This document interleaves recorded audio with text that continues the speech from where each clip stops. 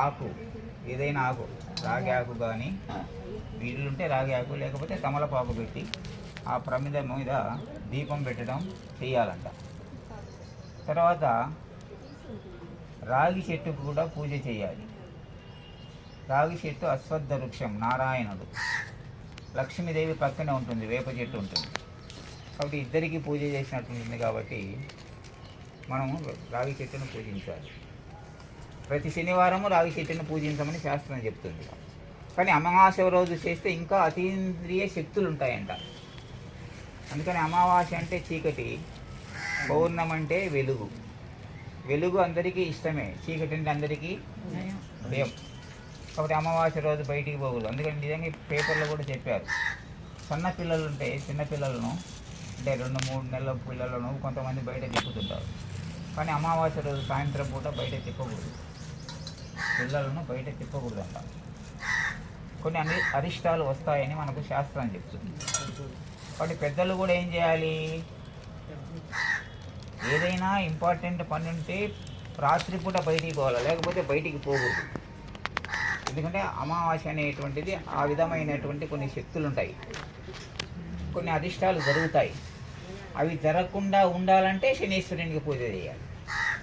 ఆ విధంగా శనీశ్వరునికి, అశ్వత్థ వృక్షానికి, రాగి చెట్టుకు పూజలు చేస్తే మనకు దోషాలు పోతాయి, రాబోయేటువంటి ఆపదలు ఏనుంటే తొలగిపోతాయని మనకు శాస్త్రం చెప్తుంది. కాబట్టి మనం కొంతమంది కొన్ని చెట్లు కూడా పెంచుకుంటుంటాం ఇళ్ళల్లో. అవి ఇంట్లో పెంచుకోగలిగిన చెట్లు ఏంటంటే తులసి చెట్టుని పెంచుకోండి. తులసి మొక్క ఇంట్లో ఉండొచ్చు, అంటే మన ఇంటి పరిధిలో. మరువం చెట్టు ఉండొచ్చు, మరువం. పసుపు మొక్క, పసుపు వస్తుంది కదా మనకు పసుపు, ఆ పసుపు మొక్క కూడా ఉండొచ్చు ఇంట్లో. మనీ ప్లాంట్ ఉండవచ్చు, బిల్వ వృక్షము ఉండవచ్చు. ఇవి ఉండదగినవి ఇంట్లో. ఇంకా మిగతా ఏమి ఉండకూడదంట.